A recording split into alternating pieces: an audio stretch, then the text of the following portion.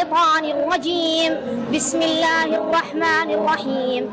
وقال فرعون ذروني أقتل موسى وليدعو ربه إني أخاف أن يبدل دينكم أو أن يظهر في الأرض الفساد. وقال موسى إني عذت بربي وربكم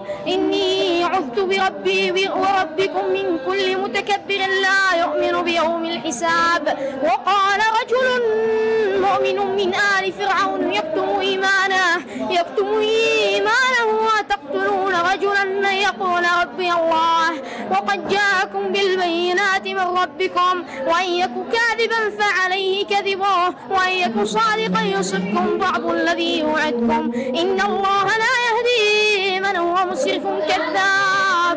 يا قوم لكم الملك اليوم ظاهرين في الأرض فمن ينصرنا من بأس الله إن جاءنا.